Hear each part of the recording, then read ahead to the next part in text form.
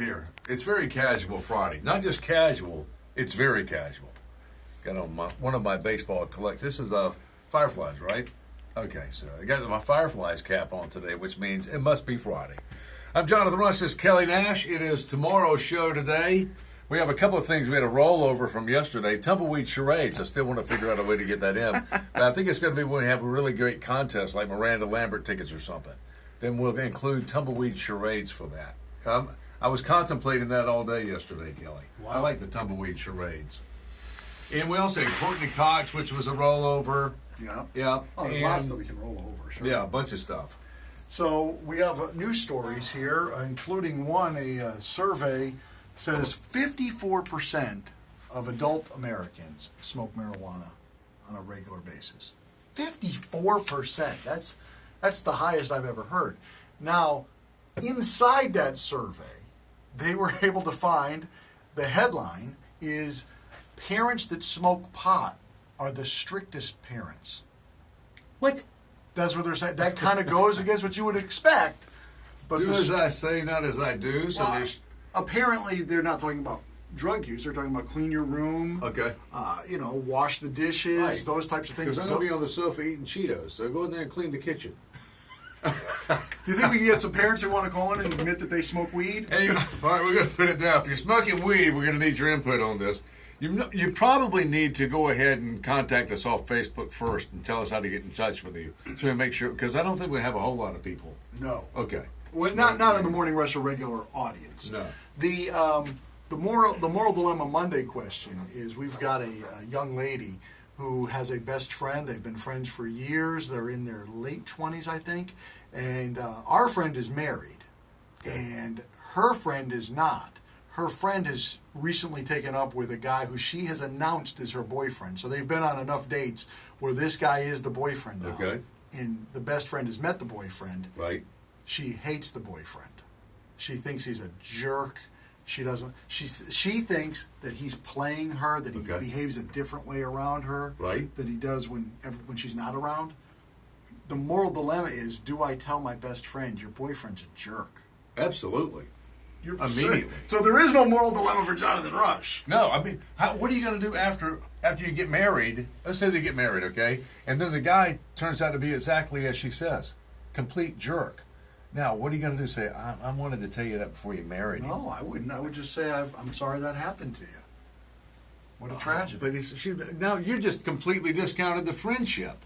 I'm not discounting the friendship. If she asked me for my opinion, that'd be one thing. But if you're not asking me my opinion on your boyfriend or your girlfriend or whatever, it's not my business to put my nose into it. Love is blind, brother. If she's your friend, you got to step in and say, you got to snatch those rose-colored glasses off. Look at this dude. All right. Well, we'll talk about that at 6:30 Monday morning. Moral Dilemma Monday. This is an interesting development that Instagram is doing. Instagram now in several countries. We're in Australia, New Zealand, Ireland, Italy, Japan, and Brazil. Their research at Instagram says that people are stressed by looking at their own Instagram pages and seeing how many people like their posts. Right. And they'll actually delete photos if they don't get enough likes. And they measure themselves against their friends or whatever. So they've made the decision you cannot see how many likes your photo got. Then why post it? Well, that's what they're saying. Post it because you want to share it. You want to share your photo. It's not to try to get likes. That beats the whole purpose of social media. I mean, I understand they want to look after everybody's feelings, but why are you on Facebook? You're on Facebook not because you want to share stuff. You want to share stuff that people like. It's every American's 15 minutes of fame. All right, well then I can assume that I got 1 million likes on every photo. Because if they're not showing me how many, I don't need to see the cold truth of reality. Everybody likes it. Kim Kardashian just shared it. Okay, and the government, what are we talking about? Which authority wants to do this? No, it's already done. Oh. Instagram has eliminated the ability for you to see your likes okay. in Japan, Brazil, Australia, New Zealand, Ireland, and Italy, and they're considering doing it in the U.S. in the future. Well, in the U.S., they should just put a little trophy next to it. We give you a trophy for that. You win the internet? Yeah, you win every picture gets a little trophy. But I like the idea of it not being a competition for you. That we remove this whole thing from you. That's a possibility. I like it. All right. It's certainly going to get people talking about it, that's for sure. Yeah. Interesting development on a new survey here. 46% of Americans wish that they could redo the wedding. I'm thinking about reasons why I would want to redo the wedding. Mm-hmm. And it can't be because I want a different partner. No, that's not the reason. Friend, that'd be a pretty strong reason. I mean, so there's a lot of people going to weddings this weekend, I'm sure, and obviously everybody goes in with the highest of aspirations that this wedding is going to be absolutely perfect. Now, it could be the weather didn't work out for you. Could be that whoever was like working as the service, could be the food didn't taste right, could be photographs didn't come out right, could be your brother-in-law got drunk and made a buffoon of himself. We certainly would have a lot of women chime in on that because they take note of every little thing about all of the weddings that they go to. Like, guys, I got to tell you something. We wouldn't even recognize you as being the bride if you weren't in a white dress. The only time we recognize or think about the flowers is if there happens to be a big display of flowers on the table and it's blocking my view of Kelly and I'm trying to talk to him. Mm-hmm. That's the only time we notice that kind of stuff. So I wonder how many Morning Rush regulars would line up and say, you know what, listen, my wedding was fine, it was good, but if I could do it over again and try to make it better, I certainly... Maybe they got a good idea when they went to a wedding and said, oh, I wish I had thought of that. That would have made the wedding so much better. Wedding redo. That's a good topic. I like that one. And like Sammy Davis said, hindsight's 20. I love that joke. It's just a classic. I wonder how many of our viewers right now are like, "Who's Sammy Davis?" Exactly. So it's because we should introduce the original pack. It's worth a Google search. Sammy was a one-eyed singer, part of the Rat Pack back in the 50s. Frank Sinatra's best friend. Taye Diggs is a well-known movie star and a very attractive man who is married to what's her name, Idris, whatever her name is, the Broadway star, and they have a child together. They got a divorce several years ago. Taye Diggs tells People magazine that because his son, who is now 9, has asked him to don't date. I don't want you dating women. I want you to just, when I'm over the house or whatever, I want it to be our time. Oh, my. So he says, I'm not going to date anybody until my son gives me an okay that it's all right for me to go dating. Is is that being an awesome dad, or is that being too catering to your child? You've given too much power to too much control to your child to actually affect your life to the extent that you won't even be in a relationship. How long am I going to wait now? Till he's 18, 20, 21? What are we doing here? Well, I guess until he's no longer a child. So that could be 13 or it could be 17. I'm sorry, until he changes his mind. When he says it's okay to date, could do that is then when he can date. What am I thinking? Yeah. I don't know. I know we give our kids a lot too much control, but I don't know about over your personal relationships. What happens if your kid comes to you and says, "Listen, you go to mom and go, look, this guy you're married to, I know he's my dad. What a pain in the butt. Get rid of him."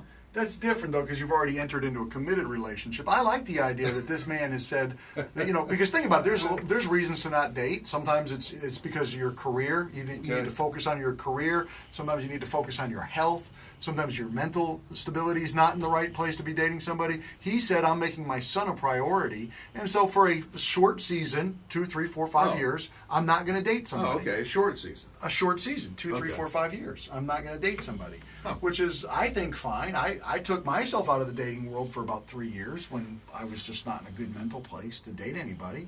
And so he's saying, I'm prioritizing my son, and he wants all my attention, and so I feel like he's not really in control. He's just making the decision to go along with what his kid wants. Yeah, because he obviously could overrule his child if he wanted to and say, you know what, I know you don't want me to date anybody, but guess what? Daddy liked that booty. So he could do that. How old is the kid again? Kid's almost 10. Okay, so he knows what booty is. Okay. Yeah. All right, now, well then the question changes. Do we give our kids too much control, or do we bend our lifestyle too much because we think that's what our kids want? Yeah, there you go. And I'm sure there's a lot of people that hits home on, like, that my kid's into whatever, swimming, karate, whatever. I got to bend my whole life around their social activities.